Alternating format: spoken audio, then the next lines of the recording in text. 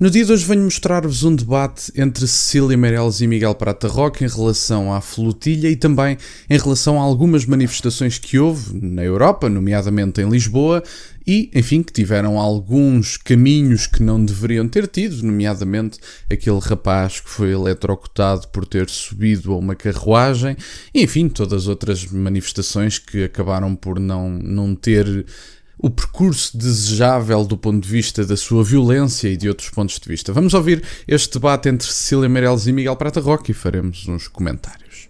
Nível de debate público que desvaloriza aquilo que é mais importante, que é a vida humana. Por ações como esta flotilha. Isso também não. Mas quando chegamos a questões aceito. Como essa petição que o Miguel falava, Cecília não acredita que houve aqui excessos? Ouça, eu acho que houve excessos, porque lá está, acho que houve excessos e acho que houve talvez um humor de mau gosto. Mas vamos lá ver se quem lançou esta lógica maniqueísta foi quem fez a ação em primeiro lugar. Eu também acho, lá está, eu acho que as ações políticas são legítimas, acho que parar comboios não é legítimo. E não vejo o que é que tem a ver ser a favor de uma Palestina livre, o que é que tem a ver com parar comboios ou fazer escritos numa parede. Acho que as pessoas perderam um bocado a noção das coisas e, curiosamente, eu achei sempre que este ativismo radical de extrema-esquerda, porque é disso que estamos a falar, que haveria uma reação da lógica, do bom senso e da razoabilidade. Não, há uma reação de sinal contrário, é isso que nós estamos a ver. Às tantas estão, desculpem, mas são radicais a discutirem uns com os outros, eu não tenho... São debates que eu dispenso. Sobre esta questão do ativismo, vocês têm visto, inclusive na internet, essas imagens que são famosas, de monumentos em França que acabam completamente vandalizados, muitos deles com bandeiras da Palestina penduradas, grafitados por pessoas que o fazem às vezes em vídeo, enquanto vandalizam o monumento estão a gravar-se a si mesmas, portanto é para verem o clima de impunidade que se vive em França, e aqui em Portugal acaba por ser a mesma coisa. Há muitos locais, públicos também, em que vemos a bandeira da Palestina desenhada, em que vemos, Free Palestine escrito a algures, e portanto eu pergunto, porquê é que estas pessoas não são penalizadas e porquê é que acreditam que estão no direito de, por acharem que têm uma causa, enfim, que os torna superiores moralmente, porque no fundo é isto que eles acreditam. Estas pessoas acreditam que porque têm esta causa podem fazer tudo e nada lhes é cobrado. E no fundo o que tem acontecido é isto. Estas pessoas arrogam-se de uma, enfim, impunidade tal e de uma superioridade moral também, que automaticamente fica tudo e qualquer coisa se justifica. Pintar uma parede justifica-se porque eles têm aquela causa. Subir para uma carruagem de um comboio justifica-se porque eles têm aquela causa. Vandalizar um monumento justifica-se porque eles têm aquela causa. Pendurar uma bandeira, no Castelo de São Jorge justifica-se por causa daquela causa. Não se justifica, não senhora. E é importante que se comece a dizer isto a crianças que andam a ter este tipo de comportamentos, porque muitos deles nota-se perfeitamente que são crianças e não têm o direito de andar a vandalizar aquilo que é de todos, nomeadamente património público. É, no meu entender. Vamos ouvir a segunda parte. Agora, gostava de dizer só duas coisas. Em relação ao Ministro da Defesa, é bom que se diga que ele foi interpelado.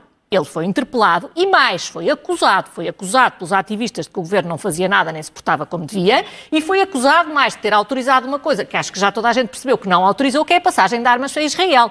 Até de demissão se chegou a falar. Pronto, era o que mais faltava, mas que ele agora não se foi um colega de governo, esse é o problema. Mas quem veio pedir a demissão não foi.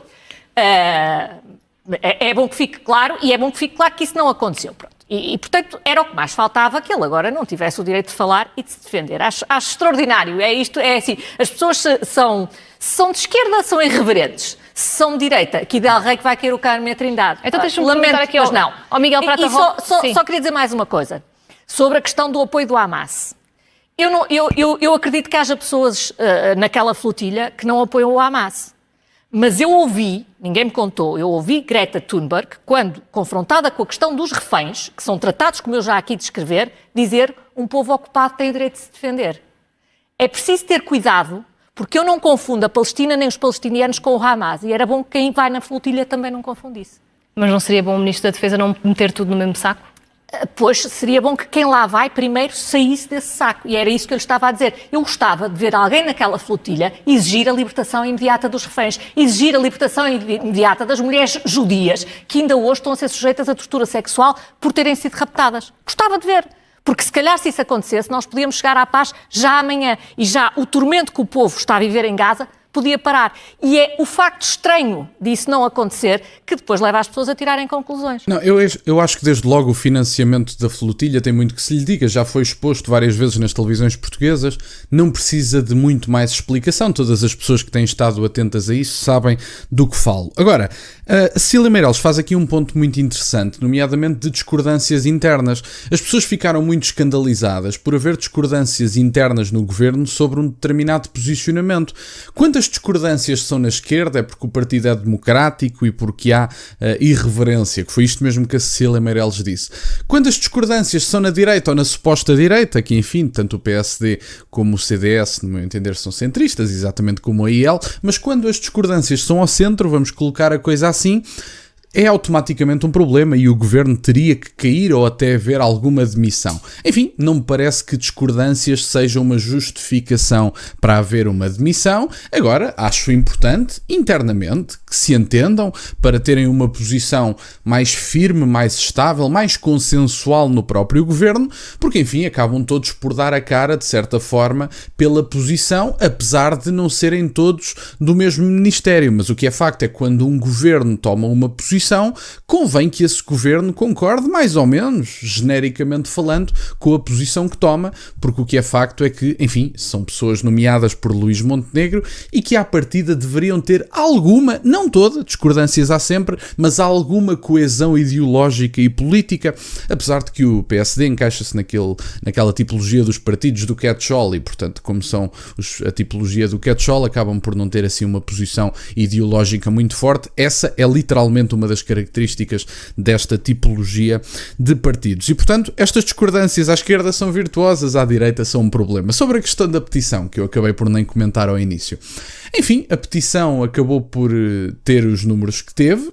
Mariana Mortágua, se não me falha a memória, não chegou a ter 30 mil votos em Lisboa, acho que foram 25 mil, posso estar enganado, mas corrijam-me nos comentários se eu estiver enganado. E a última vez que eu vi a petição, e já não a vejo há umas horas valentes, talvez há um dia ou dois, a petição tinha 60 mil assinaturas e, portanto, se estas assinaturas são comprovadamente de 60 mil pessoas, é importante dizer que aquilo não pede verificação de cartão de cidadão, pede apenas o e-mail e confirmação no respectivo e-mail. E, portanto, uma pessoa que tenha mais do que um e-mail pode assinar mais do que uma vez. Em abono da verdade, acho que é importante que isto se diga. No entanto, também é relevante dizer que é simbólico ver pessoas a mobilizarem-se para fazer este tipo de assinaturas com uma figura política que objetivamente não quer saber dos portugueses. E, portanto, é deputada única, é líder partidária e ela já faltou a várias questões. Faltou aos portugueses na questão dos incêndios, faltou aos portugueses no acidente em Lisboa e nas eleições autárquicas acho que se envolveu hoje pela primeira vez.